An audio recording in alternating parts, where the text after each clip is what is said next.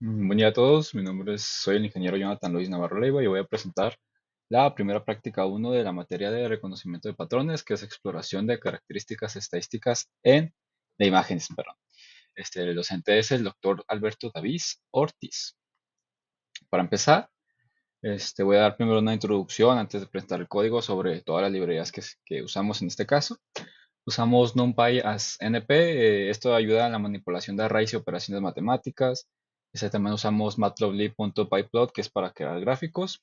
La librería Pandas para manejar datos en tipo de tablas, o sea, para pasar los datos a unas tablas y verlas, o sea, para verlas de mejor forma, como un archivo de Excel. Usamos también la librería Seaborn para unos gráficos más estéticos y mejor detallados. La librería SciCAD SkyMatch para cargar imágenes de archivos. Ahorita lo voy a explicar a qué me refiero con esto. La librería OS para navegar en carpetas, listar archivos y construir rutas. SciPyStats, específicamente skew y kurtosis para calcular asimetría y kurtosis de la distribución de intensidades de una imagen. Y aparte también de esta librería vamos a usar t-test-inch, que es para probar estadísticamente, que es una prueba estadística para comparar dos grupos. En este caso, otro lo vamos a implementar a imágenes con tumores y sin tumores. Entonces, como investigaciones pasadas tenemos estas. El primero es un análisis de datos de pacientes con enfermedad cardíaca. Lo que hicieron fue, el objetivo principal de este proyecto fue identificar los predictores más significativos de la presencia de una enfermedad cardíaca en pacientes. Se usó un conjunto de datos con dos atributos clínicos como la edad, el sexo, dolor en el pecho que se le llama angina pectoris, si no me equivoco, tipo de dolor en el pecho, presión arterial en reposo, colesterol. Y estos tres investigaciones utilizaron Boxplot, Heatmap o mapa de calor, la prueba T-Test o los preplot, ¿no? En el primer caso, el Boxplot ayudó para obtener la mediana edad de los pacientes con enfermedad cardíaca. Aquí se dieron cuenta en el Boxplot que esta mediana era 58 años para los casos positivos, mayor que en los casos sanos, que en este caso era de 51 años. Con el mapa de calor o heatmap se reveló una correlación negativa, o sea, de menos 0.42 entre la frecuencia cardíaca máxima alcanzada y la edad. Y la prueba T-test generó que en la frecuencia cardíaca máxima entre ambos grupos había un p-valor menor a 0.001, que es una diferencia significativa. Estas variables, como la edad, tipo de dolor de pecho, frecuencia cardíaca máxima y la depresión del segmento ST, son predictores importantes para el diagnóstico de enfermedades cardíacas. Eso fue lo que concluyeron con todas estas técnicas. En el segundo investigación, que es análisis de las características del vino y su calidad, el objetivo fue determinar variables físico-químicas como la acidez, azúcar residual o alcohol que tengan mayor impacto en la percepción de la calidad del vino. Esto únicamente o sea, estas técnicas no nomás es para el ámbito médico, sino se puede usar para varios ámbitos. En este caso, por ejemplo, podría ser gastronomía. Utilizaron un conjunto de datos de variantes del vino tinto, vino verde de Portugal, y el Boxplot lo utilizaron para una distribución, para ver la distribución de cada propiedad físico-química entre vinos de baja calidad, que era un porcentaje menor a 5. Bueno, ellos lo asignaron como un porcentaje mayor a 5, y vinos de alta calidad, en donde ellos lo asignaron con un porcentaje mayor a 7. Este Boxplot aquí pudieron detectar que mostraba que los vinos de mayor calidad tendían a tener una mayor cantidad de alcohol. Mediante mapa de calor o heatmap, ellos lograron observar interdependencia entre todas las variables químicas y mostró que el alcohol, o sea, al igual que el Boxplot mostraba, tenía una correlación positiva más alta, de 0.48. En la prueba test observaron que, bueno, más bien se comprobó ya estadísticamente, o sea, viéndolo en Boxplot y en heatmap, en la prueba t-test, ese ya es comprobar estadísticamente que tenía un valor menor a 0.0001. Esto comprueba que efectivamente, para que un vino tenga mayor calidad, debe de tener un mayor porcentaje de concentración de alcohol. La tercera investigación fue segmentación de clientes para una empresa minorista. El objetivo fue segmentar a clientes en distintos grupos basándose en su edad, ingresos anuales y puntuación de gasto para dirigir campañas de marketing a diferentes tipos de grupos. No es lo mismo dirigir un tipo de marketing a una persona mayor que a una persona menor. Para esto se utilizó un conjunto de datos de clientes que contenía información demográfica y de comportamiento, Y utilizando estas técnicas, por ejemplo, con los box plots, se analizó la distribución de los ingresos anuales y la puntuación de gasto entre hombres y mujeres. Con el Playport visualizaron relaciones entre edad, ingresos anuales, puntuación de gasto, para buscar patrones y agrupamientos en estos datos. Esto mostró la formación de 5 grupos distintos de clientes. O sea, aquí ya con el puro Playplot ya pudieron distinguir cinco tipos de grupos. 5 tipos de grupos de clientes distintos. Mediante el mapa de calor se vio una correlación débil entre la edad y puntuación de gasto, lo que significaba que no porque tengas más edad significa que también vas a gastar más. O sea, aquí hay una correlación, aquí hay una correlación débil como tal. Aquí lo puse, la edad no era una predictor directo del comportamiento de gasto en un conjunto de datos, en este en específico, perdón. Y con la prueba TT se verificó si existían diferencias significativas entre la puntuación de gasto media entre hombres y mujeres. Este resultó un p-valor de 0.78, lo que significa que es un valor alto, lo que significa que no hay correlación entre si un hombre o una mujer gasta más. Si hubiera correlación tendría un valor muy bajo, indicando que no hay diferencia significativa en el gasto entre ambos sexos, ¿verdad? Como ya lo. Estas son las referencias bibliográficas y ya nos podemos pasar directamente al código.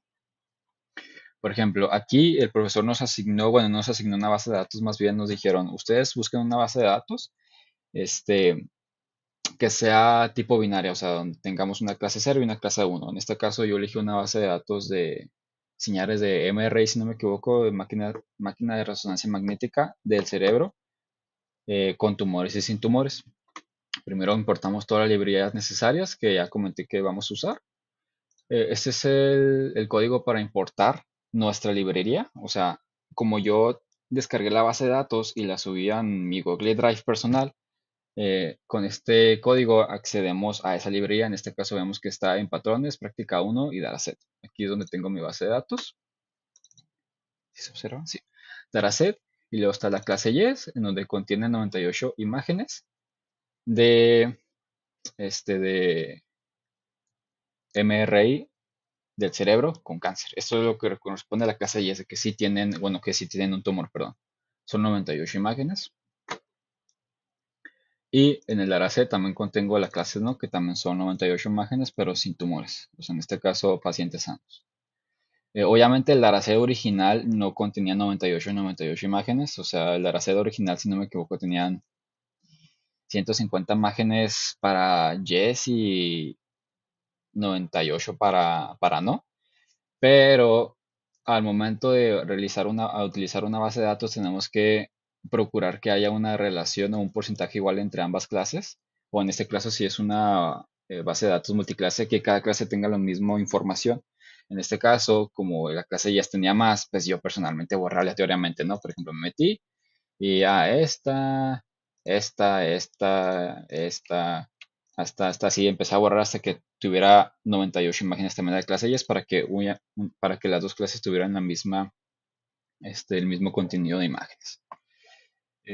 Volvemos al código, aquí ingresamos a nuestra carpeta personal de Google Drive que contiene el dataset y aquí abrimos una función que es lo que vamos a proceder, ok, estas imágenes eh, visualmente se ven en blanco y negro, pero en código o más bien internamente muchas pueden tener 3 dimensiones o otras pueden tener hasta 4 dimensiones. Por ejemplo, el 3 dimensiones RGB y 4 dimensiones podría ser RGB y un canal adicional que sería el cuarto, puede ser un alfa. Entonces, por ejemplo, yo al principio, yo quise meter primero, bueno, al principio cuando creé esta función, únicamente implementé esto. Si la imagen tiene una dimensión igual a 3, conviértemela a 2. So, como yo originalmente, bueno, principalmente había puesto este código de todas las imágenes que tengan 3 dimensiones, conviértemelas a RGB, me salió un error. Entonces ahí me di cuenta que muchas imágenes tenían 4 dimensiones. Entonces primero abrimos la definición, extraer características de la imagen. Primero, todas las que tengan este, 3 dimensiones y hasta 4 dimensiones, conviértemelas a 3. O sea, si tienes 3 dimensiones, ahí me la vas a dejar. Déjamela en 3 dimensiones. Si tiene 4 dimensiones, déjamela, bueno, bájamela a 3. Y luego, después, ahora sí, si la imagen tiene 3 dimensiones, ahora conviértela a 2 dimensiones, o en este caso en RGB. Digo, en RGB to gray, pero en este caso en una escala de grises. Entonces, si una imagen tiene 4 dimensiones, me la convierte a 3. Si una imagen tiene tres dimensiones, me la deja ahí y luego posteriormente todas las imágenes de tres dimensiones, conviértemelas a una escala de grises. Después normalizamos la imagen este, y obtenemos todas las medidas que vamos a obtener para cada imagen. Por ejemplo, vamos a obtener perdón, la característica de media, que es para calcular este, la medida de la imagen, la varianza para ver qué tan dispersos están los valores de la imagen, la simetría, esta calcula una inclinación o sesgo de la distribución con intensidad respecto a la media. Calculamos también kurtosis, que es un grado de concentración de valores de las colas de la distribución. Calculamos los percentiles en 25 y en 75, la energía para medir la intensidad total de la imagen, el histograma para ver cuántos píxeles este, contiene cada nivel de intensidad y por último la entropía, que es para ver qué tan dispersa es la distribución de los niveles de gris. Por eso es importante pasar las imágenes a niveles de gris, aunque visualmente nosotros, ya están niveles de gris, visualmente lo podemos ver, computacionalmente no están en niveles de gris aún. Entonces, aquí antes de cerrar la función, le decimos que retorne de cada imagen, que nos retorne la media, la varianza, la simetría, kurtosis, percentil 25, percentil 75, energía y entropía. Por último, creamos dos listas, una para características y otra para nuestras clases. Y ahora sí abrimos un ciclo for y mencionamos que para cada clase, de la clase sí y de la clase no, o sea, de las 98 imágenes de la clase yes y de las 98 imágenes de la clase no, mandamos llamar la carpeta, que en este caso es nuestra carpeta de Google Drive, recorremos la ruta, la ruta de nuestra carpeta, y si la imagen termina en un archivo .jpg, en un archivo .jpg pero mayúsculas, ahorita les explico esto, un archivo .jpeg y un archivo png, o sea, todas las imágenes con diferentes extensiones de tipo de imagen, me las va a recorrer una por una, las va a leer, les va a extraer las características, o sea, la de aquí arriba y la va a meter en la lista de vector, y también va en la lista de clase. Ahora, aquí esto es algo interesante porque JPG es lo mismo que JPG, pero uno tiene mayúscula, ¿no? Entonces, al momento de que yo inicié el código, si no me equivoco, yo visualmente, o sea, viendo las imágenes, únicamente había PNG y JPG. Corrí el código y me salía que únicamente habían 140, de 0 a 140 filas. O sea, eso significa de 0 a 140, o sea, 141 imágenes. Pero nosotros tenemos 98 y 98, o sea, la suma no daba. Entonces me metí una por una, ya, por ejemplo, muchas me di cuenta que son archivos .jpg en minúscula y otros sí se ve el cursor, sí, y otros archivos .jpg en mayúscula. Entonces, por eso, al ingresar únicamente JPG en minúscula, no me leía las que estaban en mayúscula, ¿no? Entonces, eso es únicamente por si se preguntan, oye, ¿por qué lo tienes en minúscula y en mayúscula? Ah, es que yo visualmente me puse a ver las imágenes y, mira, aunque sean archivos .jpg, unas son en mayúsculas y otras en minúsculas. Entonces, únicamente es para esto. Eso es para asegurarnos de que todas las imágenes con todos los diferentes tipos de extensión estén incluidas dentro de este ciclo for.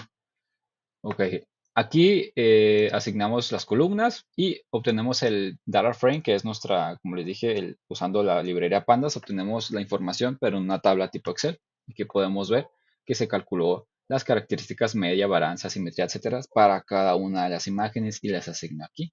Esto es únicamente una tabla reducida, la podemos ver mayor aquí.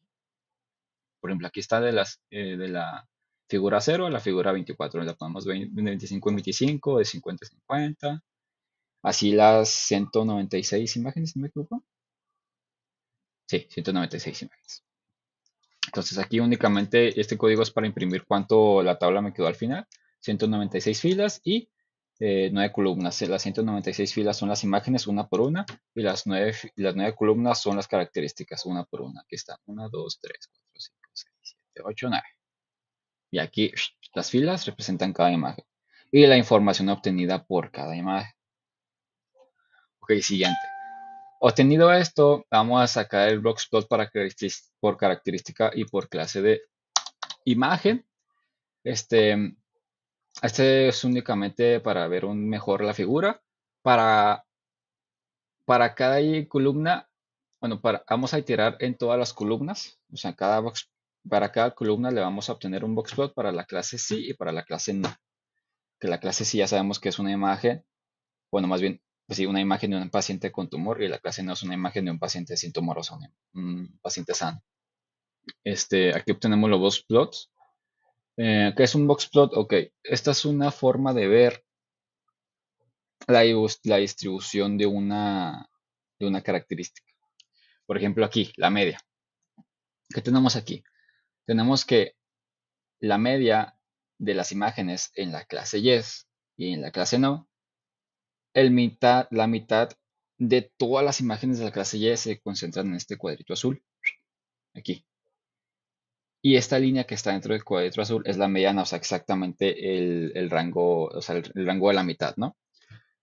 Los bigotes que se le salen por afuera de ese cuadrito son hasta donde llevan los números, ¿sí? Y por ejemplo, aquí en la clase No, estos puntitos afuera son lo que se le conoce como outliers, que son en palabras propias como datos muy por afuera, muy sesgados. O sea, datos que no están concentrados la mayor parte dentro de este cuadro, son datos que podría decir como que no están dentro del rango normal. Entonces, obtenemos el Bloxplot por cada característica, obviamente, de la clase S y de la clase No, clase Y es clase No, clase Y es clase No.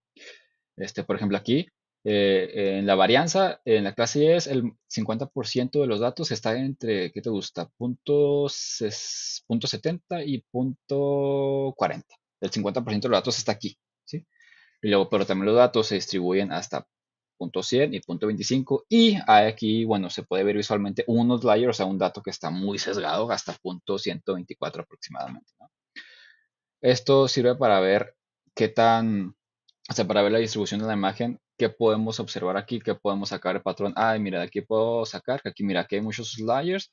Esos, eh, pues sí, directamente los puedo eliminar porque estos me van a modificar mucho la media, ¿no? Pero no modifican tanto la media. Entonces, también obtenemos un pair plot para ver agrupamientos, mediante este código. Vamos a ver si lo podemos ver mejor. Uy, se trabó. Uy, se trabó. Qué cosas. Ahí está, mira. Em, Aquí podemos ver comparado uno por uno la distribución de la media de cada característica comparadas una por una, ¿no? Por ejemplo, vamos a hacer un zoom aquí.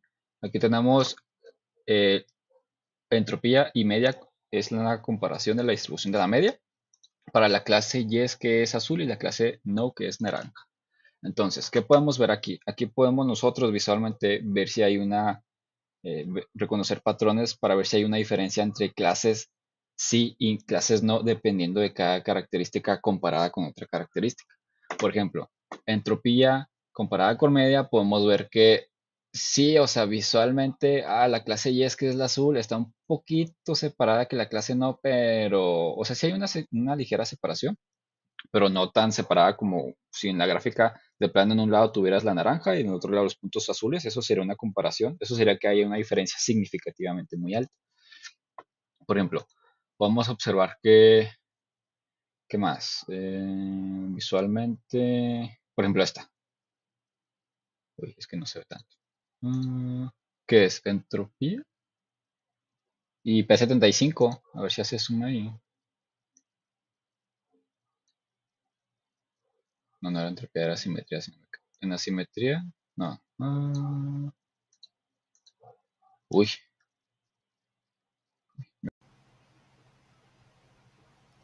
estábamos en asimetría y P75 sería 1, 2, 3, 1, 2, 3, 4, 5, 6. Ok. 1, 2, 3, 1, 2, 3, 4, 5, 6. Aquí. Por ejemplo, en asimetría comparado con el P75 se puede ver que no hay una diferencia grande entre clases. Para que haya una diferencia significativa entre clases, esto tendría que ser, por ejemplo, los colores naranjas tendrían que estar más a la izquierda, si los colores azules más a la derecha, o viceversa, o sea, en el eje de las Y, más para abajo y más para arriba, pero con una diferencia significativa visualmente. Que podemos ver entonces, por ejemplo, aquí, entre variancia y asimetría, con la media, sí se puede ver una diferencia. Por ejemplo, en la varianza, se puede ver que la clase Y está un poquito más cargada hacia el noreste, o sea, un poquito más para arriba y hacia la derecha, ¿no? Que la clase No, que está más cargada más hacia el suroeste, que es hacia abajo y hacia la izquierda. También en asimetría se puede ver que la clase Y, o sea, los pacientes con tumor, está un poquito más cargado hacia la derecha y también hacia abajo. Y los pacientes que no están un poquito más hacia el noroeste, hay una gran cantidad concentradas en esta parte. Esto es únicamente una representación visual, ¿no? La diagonal es cuando se compara consigo mismo, o sea, por eso se pueden dar cuenta que la diagonal es exactamente, bueno, la diagonal, hay una diagonal y que sería, por ejemplo, ay, es que no se ve tan bien. Eh, entropía con entropía, esto es energía con energía, esto es P75 con P75, P25 por 25. Esa es una comparación consigo misma, con esa misma característica. Regresando al código, ahora lo podemos representar lo mismo, pero con un mapa de calor, un heat map, que para eso se utiliza la librería de Seaborn. Es una correlación entre características cuando, bueno, vamos a presentarlo en otro mapa también, así que se nos trabe, ahí está, un poquito más. Este mapa de calor es una correlación entre características, muestra si hay una correlación tanto positiva como negativa. Si en este mapa de calor ahí tenemos un número cercano a 1, hay una correlación positiva, que significa que si sube una variable o una característica, sube la otra. Por ejemplo, en este caso, aquí podemos ver entre P75 y media, si sube la media, también sube el P75. En cambio, si hay un número cercano a -1, que en este caso sería cercano al color azul, podríamos decir que hay una correlación negativa. O sea, si baja uno, sube el otro. Por ejemplo, aquí en P75 con curtosis, si uno baja, el otro sube. ¿Sí? Entonces, cuando tenemos, por ejemplo, aquí en una correlación positiva muy alta, por ejemplo, curtosis y asimetría, si una sube, la otra sube también. Aquí ya podemos ver o podemos asumir que podemos eliminar una de esas dos variables para ahorrarnos un poquito de procesamiento. ¿Sí? Por ejemplo, también, ¿qué más se puede borrar? Media IP75 tiene una correlación alta casi cercana a 1, se puede eliminar una de esas dos variables o características, que al momento de borrarlas podemos simplificar el modelo sin perder información. Pasamos a la siguiente parte. Aquí.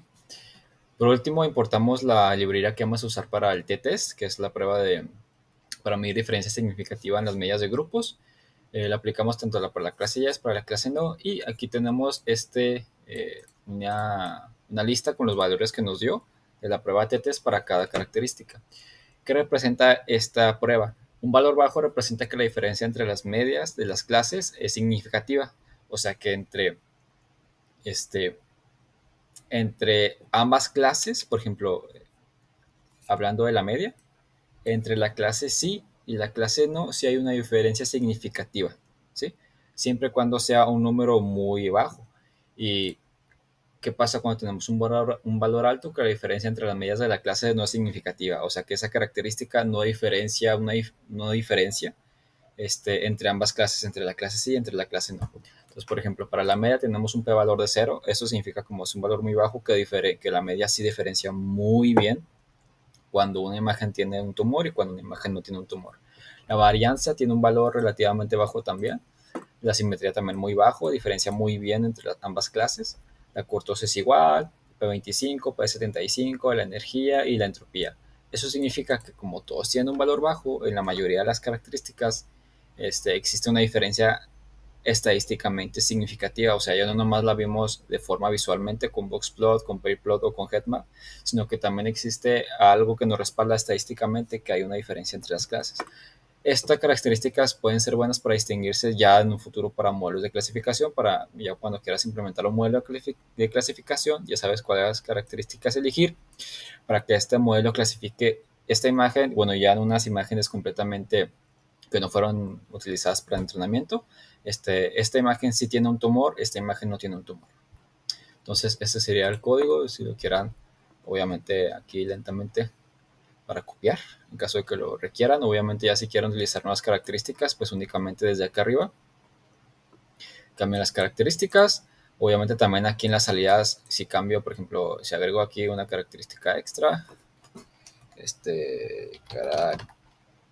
extra, y luego ya es igual a, no sé, una operación, obviamente característica extra, bueno, no se puede poner puntos, es un guión bajo. Obviamente aquí tendrías que poner extra también, ¿no?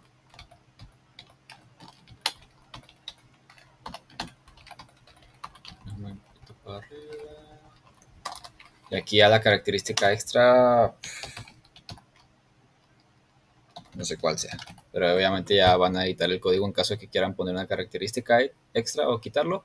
Esa es la forma de hacerlo. Muchas gracias. Ha hablado el ingeniero Jonathan Navarro. Jonathan Luis Navarro Oliva. Que tengan un buen día.